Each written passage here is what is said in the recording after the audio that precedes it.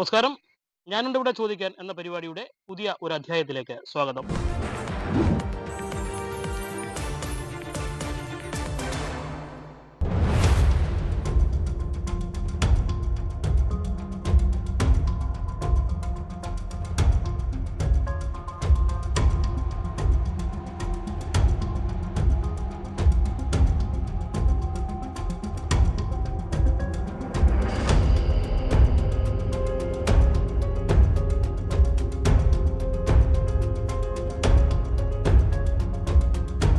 പുനലൂർ നഗരസഭയിലെ ശമനതീരം എന്ന ഒരു ശ്മശാനത്തിലാണ് നമ്മളിപ്പോൾ ഉള്ളത്. ഇതിൻ്റെ ഒരു പ്രത്യേകത എന്ന് പറഞ്ഞു കഴിഞ്ഞാൽ ഇതൊരു വാതക ശ്മശാനമാണ്. പുനലൂർ നഗരസഭയിലെ ശവസംസ്കാരത്തിന് വീടുകളിൽ സ്ഥലമില്ലാത്തവർക്ക് അവരുടെ ബന്ധുക്കളുടെ മൃതശരീരം സംസ്കരിക്കുന്നതിനായി നഗരസഭ ലക്ഷങ്ങൾ കോടികൾ ചിലവഴിച്ച് നിർമ്മിച്ച ഒരു പ്രസ്ഥാനമാണിത്. ഇതിൻ്റെ പേര് ശമന തീരം എന്നാണ് അവരിതിന് പേരിട്ടിരിക്കുന്നത്. 2018 ഈ ശമനതീരം ഇവിടെ നിർമ്മിക്കുന്നത്. അന്നത്തെ നഗരസഭാ ചെയർമാനായിരുന്ന MA രാജഗോപാൽ ഹാബിറ്റാറ്റിനെ കൊണ്ട് പ്രത്യേകമായി ഒരു നവീന രീതിയിലുള്ള ആർക്കിടെക്ചർ ഡിസൈനോട് കൂടിയാണ് ഇത് പണി കഴിപ്പിച്ചത്.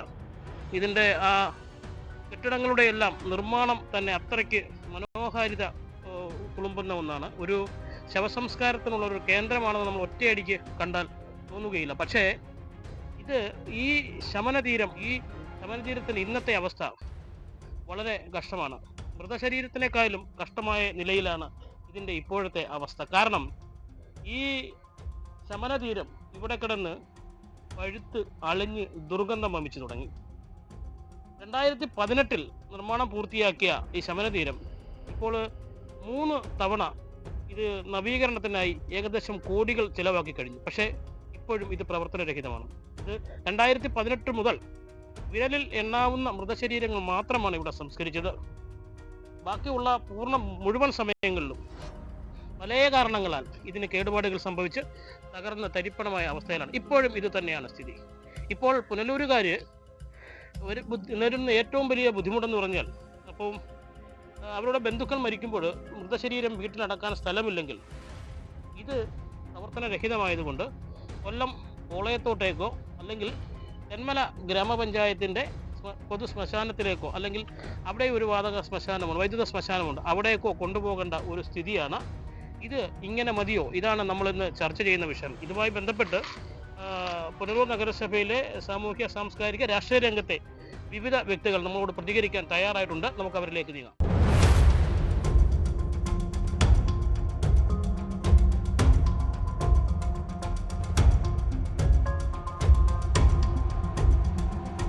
പുനലൂർ നഗരസഭയുടെ മൊത്തം പോപ്പുലേഷനിൽ ഒരു 30% വളരെ താഴ്ന്ന വിഭാഗത്തിലുള്ളവരാണ്. സാമ്പത്തികമായും മറ്റ് വളരെ താഴ്ന്നു നിൽക്കുന്ന. ഒപ്പം തന്നെ ഈ ഒരു വീട്ടിൽ ഒരാൾ മരിച്ചാൽ മൃതശരീരം സ്വന്തമായി പുരയിടത്തിൽ അടക്കാൻ കഴിയാത്ത തരത്തിൽ വസ്തു ഉള്ളവരാണ്. കഷ്ടിച്ച് ഒരു വീട് മാത്രം നിൽക്കുന്ന 100 കണക്കിന് ആൾക്കാർ പുനലൂർ നഗരസഭയിലുണ്ട്. അവരുടെയൊക്കെ ഒരു ഏക ആശ്രയമായിരുന്നു നമ്മുടെ പുനലൂർ നഗരസഭയുടെ ശ്മശാനം. അതുപോലെ തന്നെ പുനലൂർ തമിഴ്നാടുമായി ചേർന്ന് കിടക്കുന്ന ഒരു പട്ടണം നിലയിൽ അനാഥമായി ബോഡികൾ പല ഭാഗങ്ങളും റോഡിൽ നിന്നുമൊക്കെ തിരിച്ചറിയാൻ ബന്ധുക്കളില്ലാത്ത നിരവധി ബോഡികളും കിട്ടും. ഇത്തരത്തിലുള്ള ബോഡികളുമൊക്കെ സംസ്കരിക്കുന്നതിന് ഏറ്റവും ഗുണകരമായ നിലയിലുള്ളതായിരുന്നു നമ്മുടെ പുനലൂരിലെ ശ്മശാനം.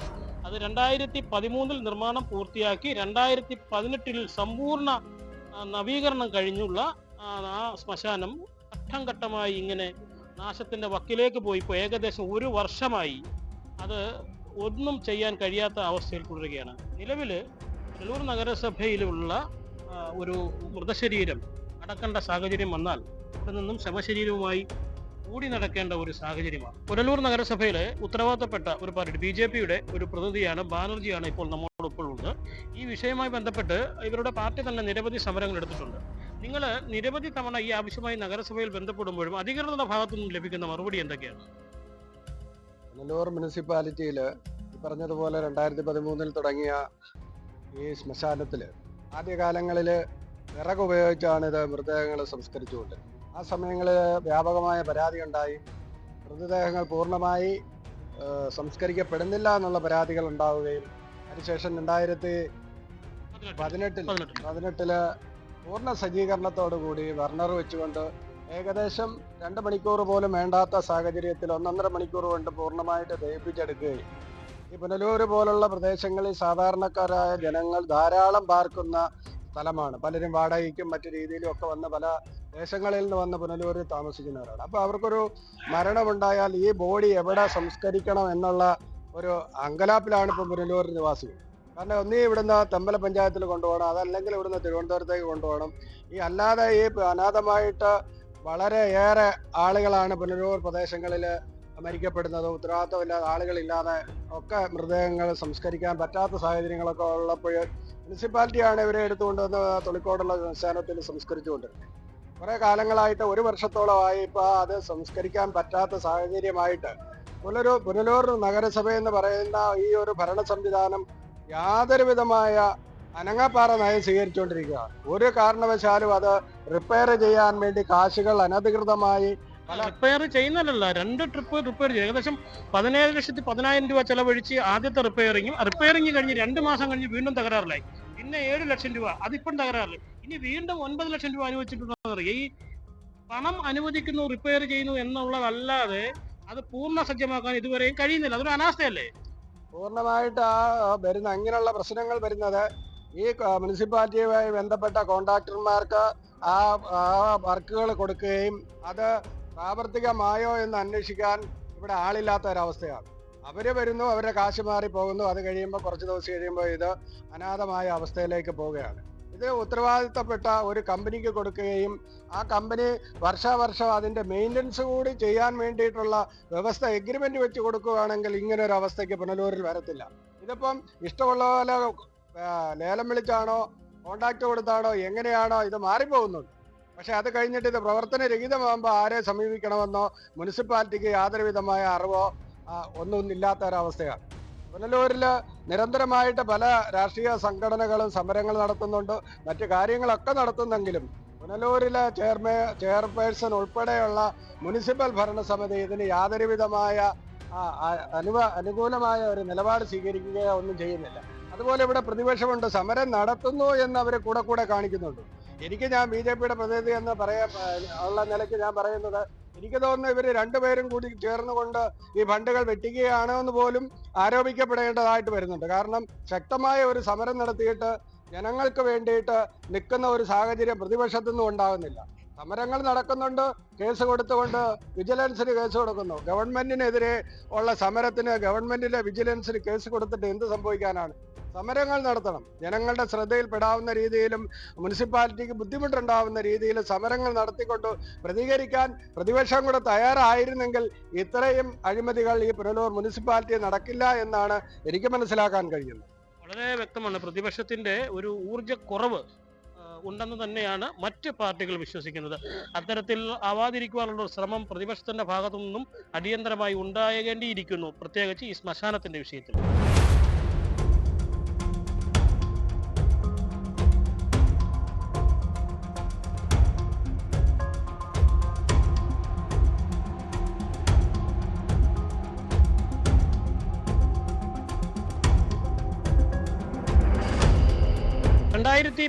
ൽ ഏകദേശം 12 വർഷത്തോളം മുമ്പാണ് പുനലൂർ നഗരസഭയുടെ ഈ ശ്മശാനം ഇവിടെ യാഥാർത്ഥ്യമാകുന്നത്.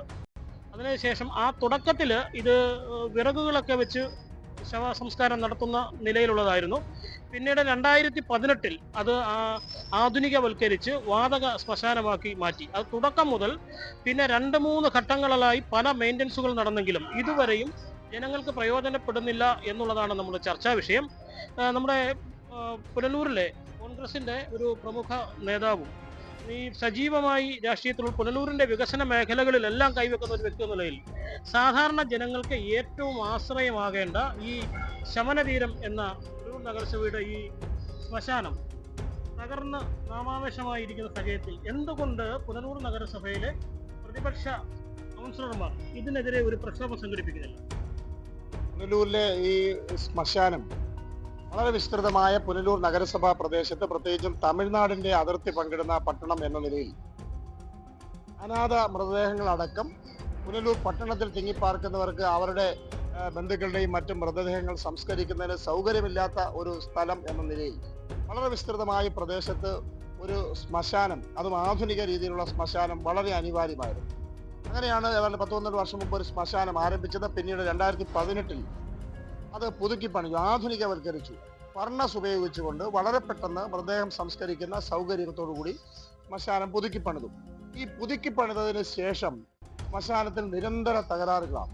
അതിനെക്കുറിച്ച് ആരോപണം പ്രധാനമായും കൗൺസിൽ, നഗരസഭാ കൗൺസിൽ, പ്രതിപക്ഷമടക്കമുള്ള കോൺഗ്രസ് അംഗങ്ങൾ ഉന്നയിച്ചിട്ടുള്ള പ്രധാനപ്പെട്ട ആരോപണം ഈ നിർമ്മാണത്തിൽ ഉണ്ടായ അപാകത. അതിനുശേഷം ഇത് പുതുക്കി പണിതപ്പോൾ വലിയ തോതിൽ പരാതി ഉണ്ടായിട്ടുണ്ട്. കരാറുകാരെ സംരക്ഷിക്കാൻ വേണ്ടി നഗരസഭാ നേതൃത്വം വലിയ വിട്ടുവീഴ്ചകൾ ചെയ്തതുകൊണ്ട് കരാറുകാർ വളരെ കാര്യക്ഷമമല്ലാതെ പണിതതുകൊണ്ടാണ് ഇതിന് വലിയ തകരാർ സംഭവിച്ചത് എന്നാണ് വ്യാപകമായ ആക്ഷേപം കൗൺസിലിലും പുറത്തും. അല്ല, ഞാൻ അതിനിടയ്ക്ക് ഒന്ന് ചോദിച്ചോട്ടെ, നമുക്കിതൊരു ഒരു വസ്തു ഇംപ്ലിമെന്റ് ചെയ്യുമ്പോൾ അത് ഇംപ്ലിമെന്റ് ചെയ്യുന്നവർക്ക് അത് കേടായാൽ നന്നാക്കേണ്ടതായ ഒരു ഉത്തരവാദിത്തമില്ലേ? അത് എന്തുകൊണ്ട് അവരെ കൊണ്ട് നഗരസഭ ചെയ്യിക്കുന്നില്ല? ഈ നഗരസഭാ ശ്മശാനം പുതുക്കി പണിതപ്പോൾ അക്രഡിറ്റേഷൻ ഉള്ള കമ്പനി ഇത് പുതുക്കി പണിയണമായിരുന്നു ഒന്ന്. 2, ഈ ഫർണസ് സ്ഥാപിക്കുമ്പോൾ അതിന് ആനുവൽ മെയിൻ്റനൻസ് കോൺട്രാക്ട് നിർബന്ധമായി ഏർപ്പെടുത്തേണ്ടതായിരുന്നു. പക്ഷെ ഇതെല്ലാം നഗരസഭ ഒഴിവാക്കി കൊടുത്തതിന്റെ കാരണം ഇതിൽ ക്രമക്കേട് നടത്താനും അഴിമതി നടത്താനുമാണ്. 2017 അവസാനം ഏതാണ്ട് 17,17,000 രൂപ മുടക്കിയാണ് ഇവിടെ ഫർണസ് സ്ഥാപിക്കുകയും അറ്റകുറ്റപ്പണികൾ ചെയ്യുകയും ചെയ്തത്. പക്ഷേ ആ കോൺട്രാക്ടർ, കരാറുകാർ പിന്നീട് നഗരസഭയിലെ കോൺഗ്രസ് അടക്കമുള്ള കൗൺസിലർമാർ പരിശോധിച്ച് മനസ്സിലായത് യാതൊരു പുതുക്കിപ്പണിയും നടത്താതെ, യാതൊരു പുനരുദ്ധാരണവും നടത്താതെ പണം മാറിക്കൊണ്ടുപോയി എന്നാണ്. അതിനെ സംബന്ധിച്ച് വിജിലൻസ് കേസ് നിലവിലുണ്ട്. ആഭ്യന്തര വിജിലൻസ് വന്ന് പരിശോധന നടത്തി ഫയലുകളെല്ലാം പരിശോധിച്ചുകൊണ്ട് പോയിരിക്കുകയാണ്. വലിയ ക്രമക്കേട്, വലിയ അഴിമതി ഈ കാര്യത്തിൽ നഗരസഭാ ഭരണ നേതൃത്വമുള്ളവർ കാണിച്ചതാണ് ഇത് നിശ്ചലമാകാനുള്ള കാരണം. ഞാൻ ചോദിക്കുന്നത്, ഇപ്പോൾ ഒരു 3 ട്രിപ്പായിട്ട് നവീകരണ പ്രവർത്തനങ്ങൾ 2018 പുതുക്കി പണിഞ്ഞത് അസ്വാഭാവികം. അത് ഗ്യാസിലേക്ക് മാറി, അത് നമുക്ക് മനസ്സിലാക്കാൻ പറ്റുന്ന ശേഷം ഈ ഗ്യാസിലേക്ക് മാറിയത് തന്നെ വീണ്ടും 2 പ്രാവശ്യം മെയിൻറ്റെയിൻ ചെയ്തു. ഒരു 17,10,000 രൂപയോളം ചെലവഴിച്ച് ഒരു പ്രാവശ്യം, പിന്നെ ഒരു 9 ലക്ഷവും. എന്നിട്ടും അത് നിശ്ചലമായ അവസ്ഥയിലാണ് ഇപ്പം വീണ്ടും ഫണ്ട് വെച്ചിരിക്കുന്നത്. ഈ ഫണ്ടും ചെലവാക്കുമ്പോൾ അത് ക്രിയാത്മകമായി ചെലവാക്കിയെങ്കിൽ വീണ്ടും ദേശീയനായി പോകത്തില്ലേ? നിരന്തരമായി അഴിമതികൾ നടക്കുന്ന ഒരു നഗരസഭയാണെന്ന് വ്യാപകമായ പരാതിയും ആക്ഷേപവും ഈ നഗരസഭയെ സംബന്ധിച്ച് നിലനിൽപ്പുണ്ട്.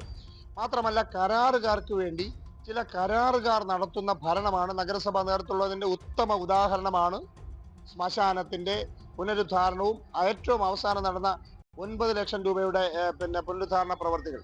അതിലും യാതൊരു വർക്കും ചെയ്യാതെ ഈ തുക മാറിക്കൊടുത്തു. അതാണ് ഇപ്പൊ പോലീസ് വിജിലൻസിന്റെ പരിധിയിലിരിക്കുന്ന, അന്വേഷണ പരിധിയിലിരിക്കുന്നത്. ഈ അന്വേഷണം പൂർത്തിയായാൽ ബന്ധപ്പെട്ട ഈ പണം കൈമാറിയ ബന്ധപ്പെട്ട ആളുകളെല്ലാം അറസ്റ്റിലാകുന്ന സ്ഥിതി ഉണ്ടാകും. അത് പുനലൂരിന്റെ ഒരു ശാപമായി ഈ നഗരസഭാ നേതൃത്വം, പുനലൂരിന്റെ ഈ ശമന തീരം ഈ നഗരസഭാ നേതൃത്വത്തിലിരിക്കുന്ന ചില ഇടതുപക്ഷ നേതാക്കളുടെ ആർത്തി ശമിപ്പിക്കുന്ന തീരമായി മാറി എന്ന് വ്യാപകമായ ആക്ഷേപം ഉണ്ടായത് അതുകൊണ്ടാണ്. ശമന തീരത്തിൽ രാഷ്ട്രീയ രംഗത്ത് നിലവിലെ ഭരണകർത്താക്കളുടെ ഒരു വ്യക്തമായ അഴിമതി പ്രതിഫലിക്കുന്നു എന്നുള്ള നിലയിലാണ് പ്രതിപക്ഷം നമ്മളോട് പ്രതികരിക്കുന്നത്. അതാണ് എന്നുള്ള രീതിയിൽ അവർ ഉറപ്പിച്ച് പറയുകയും ചെയ്യുകയാണ്.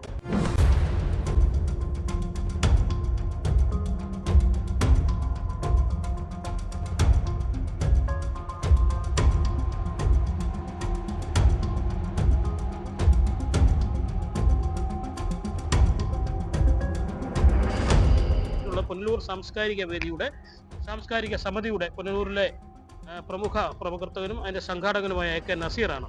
അപ്പോൾ നിങ്ങൾ പുനലൂരിലുള്ള ഇത്തരത്തിലുള്ള ഓരോ സംഭവങ്ങൾക്കെതിരെയും ജനശ്രദ്ധയിൽ കൊണ്ടുവരികയും കോടതിയുടെ സമക്ഷത്തിലേക്ക് എത്തിക്കുകയും ചെയ്യുന്ന ഒരു സാഹചര്യമുണ്ടായി. നിലവിൽ ഈ ശ്മശാനം ജനങ്ങൾക്ക് പ്രയോജനരഹിതമായി കിടക്കുന്ന സാഹചര്യത്തിൽ എന്ത് നടപടിയാണ് നിങ്ങളുടെ ഭാഗത്തുനിന്ന് ഉണ്ടായത്? നമ്മൾ മനസ്സിലാക്കേണ്ടതെന്ന് വെച്ചാൽ ഇവിടുത്തെ ഏറ്റവും കൂടുതൽ പാവപ്പെട്ട ജനങ്ങൾക്ക് വേണ്ടിയിട്ടാണ്, അതായത് സാധാരണക്കാർക്ക് വേണ്ടിയിട്ടാണ് ഈ ഗവൺമെന്റ് നമുക്കൊക്കെ വികസനം നൽകുന്നത് എന്ന് പറയുന്നു. പക്ഷെ ഈ പറയുമ്പോൾ തന്നെ മനസ്സിലാക്കണം, അതിന്റെ മറവിലുള്ള ഏറ്റവും വലിയ കൊള്ളയടികളാണ് ഇതെല്ലാം ഈ രീതിക്ക് തുലഞ്ഞു പോകുന്നത്. ഇപ്പം നമ്മുടെ പുനലൂരിനെ സംബന്ധിച്ചിടത്തോളം കിഴക്കൻ മേഖല ഒരുപാട് സാധാരണക്കാരുള്ള ഒരു സ്ഥലം കൂടിയാണ്.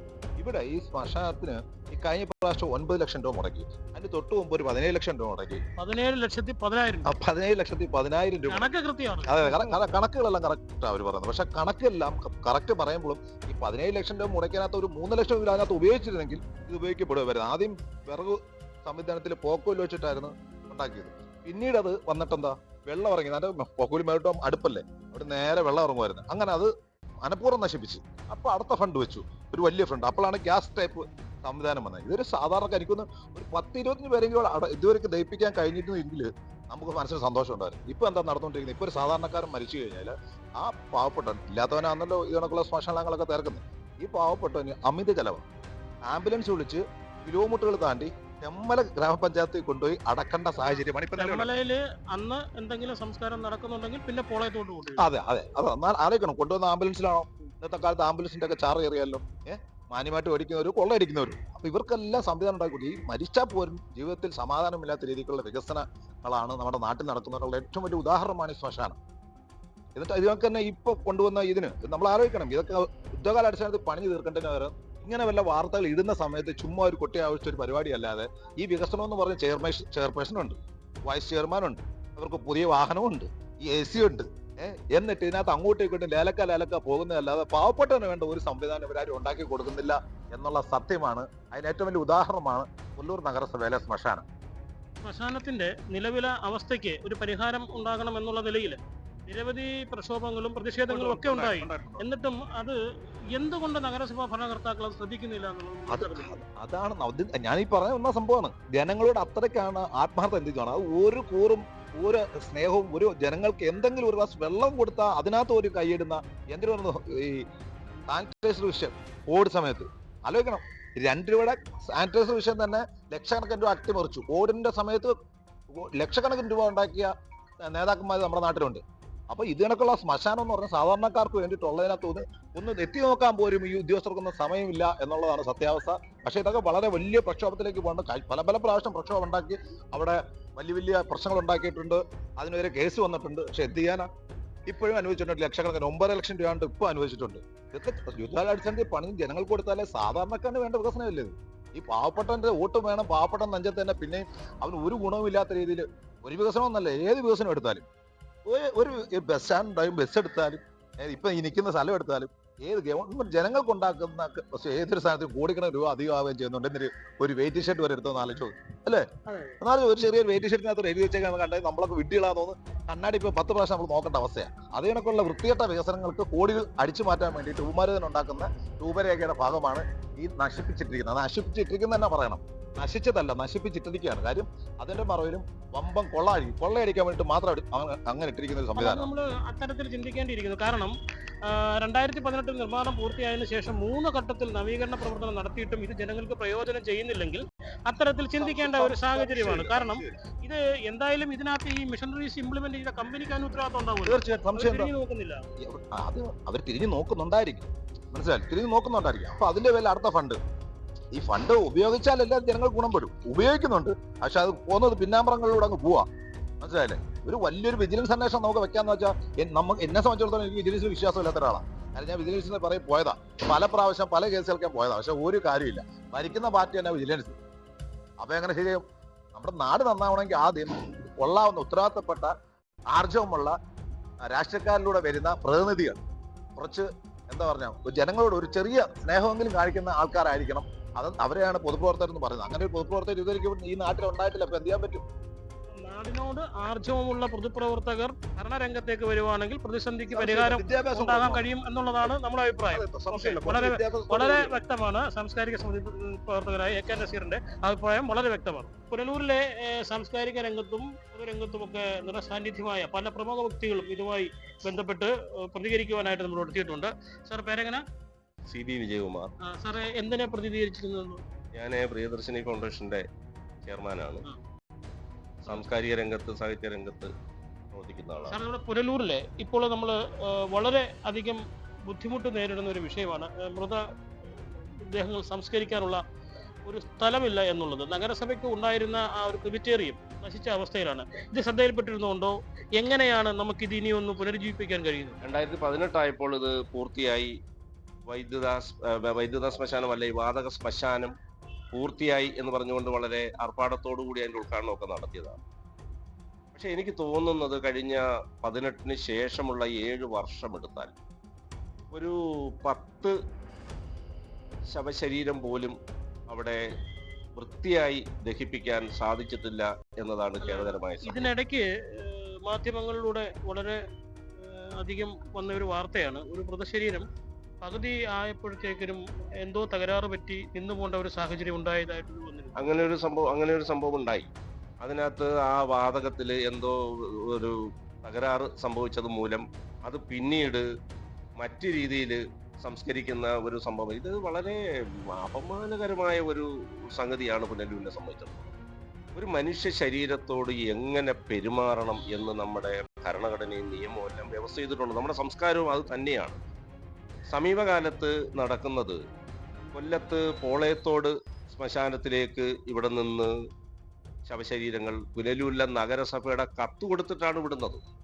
ഇത് പുനലൂർ നഗരസഭയിൽപ്പെട്ട ആളിന്റെ മൃതദേഹമാണ്, ഇത് അവിടെ സംസ്കരിക്കണമെന്ന് പറഞ്ഞ് ഇവിടുന്ന് ഒരു കത്തുമായി ഒരു ശവത്തോടൊപ്പം പോകേണ്ട ഒരു സ്ഥിതി ഇവിടുന്ന് ഉണ്ടായിട്ടുണ്ട്. ഇപ്പൊ തെന്മല പഞ്ചായത്തിലെ ശ്മശാനത്തിലാണ് ഇവിടെ ഉണ്ടാകുന്ന ഇത്തരത്തിലുള്ള ശവം ദഹിപ്പിക്കാൻ കത്ത് കൊടുത്തു വിടുകയാണ്. ഇതൊരു അപമാനകരമായ ഒരു രീതിയാണെന്ന കാര്യത്തിൽ സംശയമില്ല. ലക്ഷക്കണക്കിന് രൂപ മുടക്കി. ചുരുക്കി പറഞ്ഞാല് തെന്മല ഗ്രാമപഞ്ചായത്തില് ഈ ശവദാഹത്തിനുള്ള സംവിധാനം ഉണ്ടാകുന്നതിന് മുമ്പേ ഉണ്ടായ സംവിധാനം പുനലൂർ, അത് നശിച്ച അവസ്ഥയാണ്. പുനലൂരിൽ ഇത് പഞ്ചായത്തിന്റെ കാലം തൊട്ടേ ഉണ്ട്. അത് കഴിഞ്ഞപ്പോൾ ഇത് ആധുനീകരിക്കാൻ തീരുമാനിച്ചതിന്റെ അടിസ്ഥാനത്തിലാണ് കഴിഞ്ഞ 2012 തൊട്ട് അതിനുള്ള തീരുമാനമെടുക്കുകയും 2018 അത് പൂർത്തിയായി എന്ന് പറയുകയും അതിനുശേഷം എനിക്ക് തോന്നുന്നത് കഴിഞ്ഞ ഒരു വർഷത്തിന് മുമ്പ് അത് വീണ്ടും 8-10 ലക്ഷം രൂപ മുടക്കി അത് കുറച്ചുകൂടി മോഡിഫൈ ചെയ്യാനും ബർണറുകൾ ഇടയ്ക്ക് കേടുപാട് സംഭവിച്ചപ്പോൾ 7,10,000 രൂപ 17,10,000 രൂപ ചെലവഴിച്ചു. പിന്നെ അത് കഴിഞ്ഞ് വീണ്ടും കേട്ടപ്പോൾ പിന്നെ ഒരു 7 ലക്ഷത്തോളം ചെലവഴിച്ചിട്ടുണ്ട്. ഇത് എവിടെയാണ് ഇതിന്റെ അഴിമതിയെന്നോ എവിടെയാണ് ഇതിന്റെ പ്രശ്നമെന്നോ ശ്രദ്ധിക്കാൻ എനിക്ക് തോന്നുന്നത് ഭരണ പ്രതിപക്ഷം രണ്ടുപേർക്കും ഇതിന്റെ ഉത്തരവാദിത്വമുണ്ട്. അപ്പൊ ഇത്രയും ലക്ഷക്കണക്കിന് രൂപ മുടക്കി ഇതിന്റെ പണി ചെയ്തിട്ടും എന്താണ് അതിന്റെ പ്രശ്നമെന്ന് അന്വേഷിക്കാൻ നമുക്കറിയാം. ഒരു 2000 രൂപയുടെ ഒരു മിക്സി വാങ്ങിച്ചാൽ പോലും അതിനൊരു കേടുപാട് സംഭവിച്ചാൽ ആ കടക്കാരൻ അത് മാറ്റിക്കൊടുക്കാനോ അതിന് പണി ചെയ്തു കൊടുക്കാനോ ബാധ്യസ്ഥമായ നിയമ സംവിധാനമുള്ള ഒരു നാട്ടിൽ ലക്ഷക്കണക്കിന് രൂപ മുടക്കിയിട്ട് അത് മാസങ്ങൾക്കകം നാമാവശേഷമാകുമ്പോൾ ഇതിന്റെ പിന്നിൽ ആരാണ് കമ്മീഷൻ മേടിക്കുന്നത്, ആരാണ് ഇതിന്റെ പിന്നിൽ കളിക്കുന്നത്, എന്ത് കൊള്ളയാണ് ഇതിന്റെ പിന്നിൽ നടക്കുന്നത് എന്ന് അന്വേഷിക്കാനാണ് പ്രതിപക്ഷത്തുള്ള ആളുകളെയും തെരഞ്ഞെടുത്തങ്ങോട്ട് വിടുന്നത്. അവരും അതിന്റെ പൂർണ്ണമായ ഉത്തരവാദിത്വം ചെയ്യുന്നുണ്ടോ എന്ന കാര്യത്തിൽ സംശയമാണ്. പൊതുജനങ്ങൾ എന്നുള്ള നിലയിൽ പൊതുജനം തലയിൽ കൈവച്ച് നിൽക്കുന്ന ഒരു നിസ്സഹായ അവസ്ഥയിലാണ് ഇപ്പം നമ്മുടെ നാട് പോയിക്കൊണ്ടിരിക്കുന്നത്. അതിന് ഏറ്റവും മോശപ്പെട്ട ലജ്ജാകരമായ ഉദാഹരണമാണ് പുനലൂരിലെ പൊതുശ്മശാനം.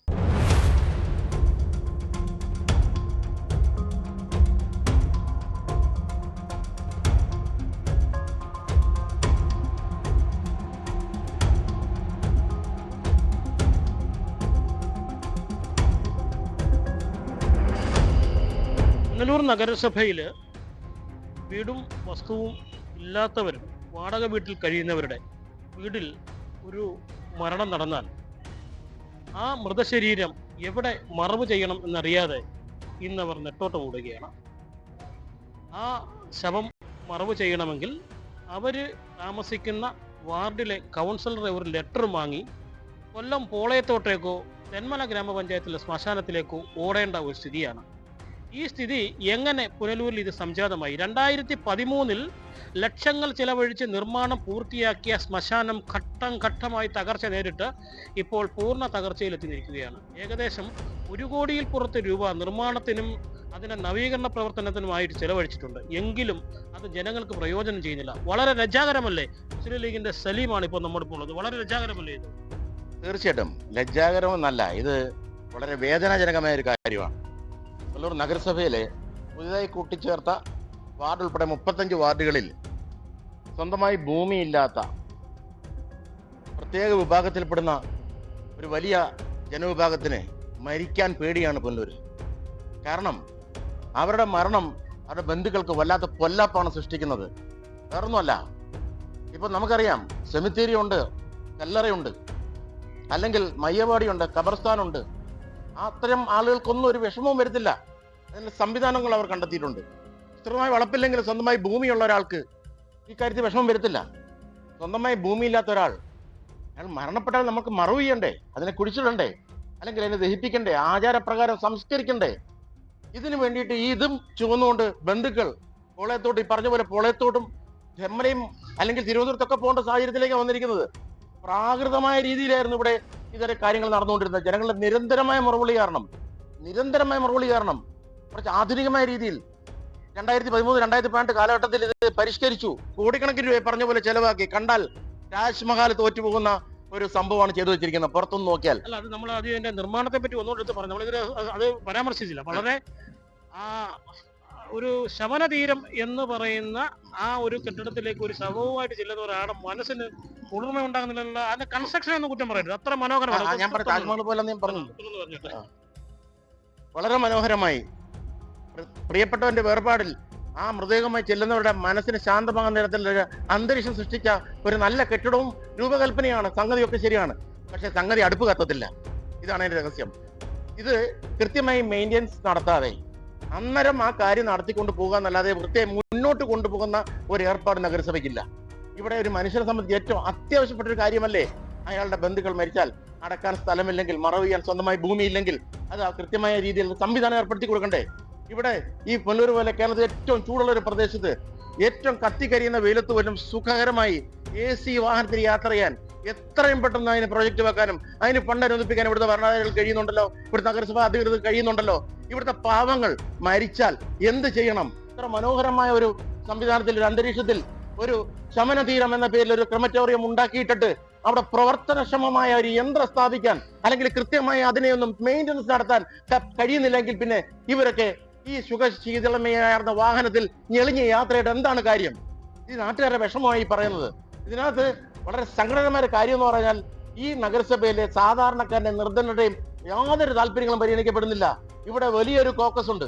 അവരുടെ താല്പര്യങ്ങൾ മാത്രം സംരക്ഷിക്കുന്ന ഒരു കാര്യത്തിലേക്കാണ് ഈ നഗരസഭയും അതുമായി ബന്ധപ്പെട്ട പ്രവർത്തനങ്ങൾ നടത്തുന്നത്. പറയാനാണെങ്കിൽ നിരവധി കാര്യങ്ങളുണ്ട്. വളരെ വ്യക്തമാണ്. ഇപ്പോൾ നമ്മളോട് ഈ വിഷയവുമായി ബന്ധപ്പെട്ട് ഞാൻ ഇവിടെ ചോദിക്കാനെന്ന പരിപാടിയിൽ ഈ പുനലൂരിലെ ക്രിമിറ്റേറിയത്തിന്റെ ശോചനീയാവസ്ഥയുമായി ബന്ധപ്പെട്ട് സംസാരിക്കാൻ എത്തിയവരെല്ലാം വളരെ വൈകാരികമായി പ്രതികരിച്ചത് ഇതിന്റെ ശോചനീയാവസ്ഥ മാറണം എന്ന് തന്നെയാണ്. അതിന് അടിയന്തരമായ ഒരു ഇടപെടൽ പുനലൂർ MLA ഭാഗത്തു നിന്നും ഉണ്ടാവണം, പുനലൂർ നഗരസഭയുടെ ഭാഗത്തു നിന്നും ഉണ്ടാകണം. ഇതോടെ ഈ അധ്യായം ഇവിടെ സമാപിക്കുകയാണ്. നന്ദി, നമസ്കാരം.